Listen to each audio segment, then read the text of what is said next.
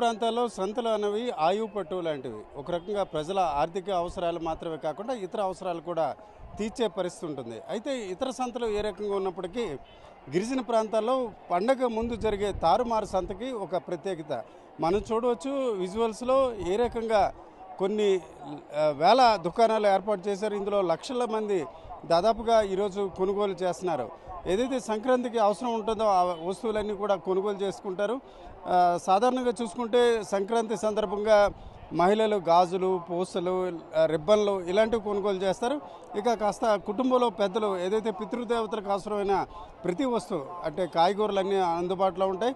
ముఖ్యంగా గుమ్మడికాయలు ఇలాంటి అంశాలు కూడా ఎక్కువగా సంక్రాంతి సందర్భంగా పూజలో వినియోగిస్తారు. ఇవన్నీ కూడా ఈరోజు ఈ సంతల్లో వినియోగిస్తారు. ఈ ఒక రకంగా చెప్పాలంటే విశాఖ ఏజెన్సీగా చెప్పుకునే ఈ ప్రాంతం ప్రస్తుతం అల్లూరి సీతారామరాజు జిల్లా మొత్తం 11 మండలాల్లో కూడా అతిపెద్ద సంత ఇది తారుమారు సంతగా పిలుస్తారు. జీమాడుగుల ప్రాంతంలో ఈ సంత జరుగుతుంది. దాదాపు 1,00,000 మందికి పైగా గిరిజనులు ఈరోజు కొనుగోలు చేసే పరిస్థితి ఉంది.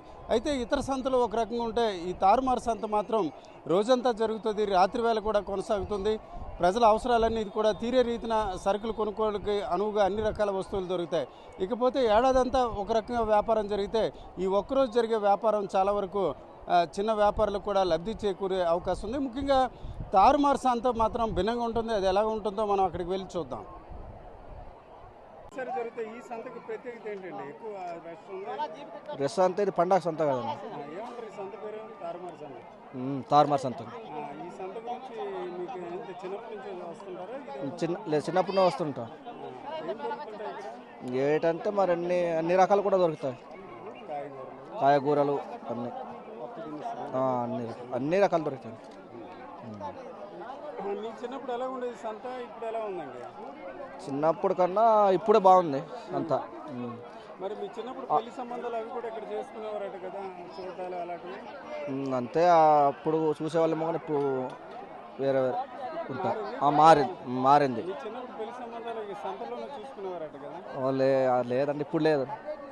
అప్పుడేమో కానీ మరి ఇప్పుడు మా అప్పుడులో లేవు. ఊర్లోనే మరి అలా సంబంధంకి వెళ్తారు.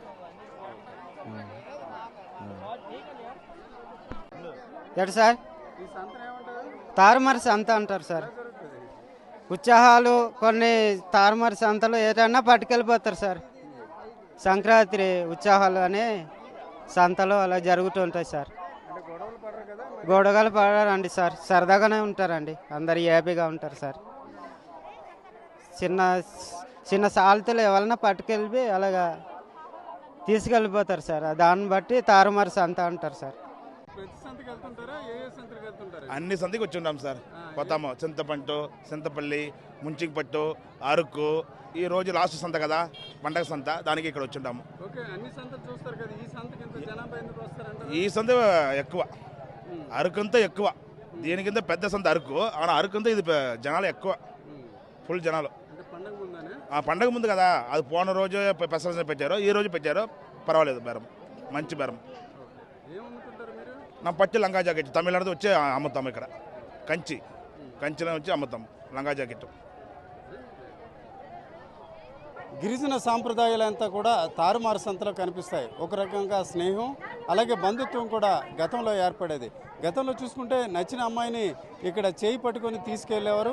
ఆ తర్వాత 3 రోజుల తర్వాత అమ్మాయికి సంబంధించిన తల్లిదండ్రులు రావడం, పెళ్లి వ్యవహారం జరిగేది. ఒక రకంగా సంక్రాంతి పండుగ నేపథ్యాన ఈ సంతల్లో అమ్మాయిని చూస్తే శివరాత్రికి పెళ్లి చేసుకోవడం అనేది ఒక గతంలో ఉన్న ఆచారం. ఆచారాలు ఏ రకంగా మారినప్పుడు కూడా ఇప్పుడు కూడా తారుమారు సంతకు మాత్రం క్రేజీగా ఉందనడానికి ఈరోజు ఇక్కడ ఉన్న పరిస్థితి ఒక నిదర్శనం. కెమెరా పర్సన్ తిరుపతితో రామచంద్ర, RTV, జీమాడుగుల నుంచి. చరిత్ర సృష్టించినోడు ఇప్పుడు ఆ చరిత్రని తిరగరాయబోతున్నాడు. అబద్ధాల గోడల్ని బద్దలు కొట్టి నిజాలను రాగా మీ ముందుంచబోతున్నాడు. నిజమైన వార్తల కోసం వెంటనే డౌన్లోడ్ చేసుకోండి రా యాప్ని.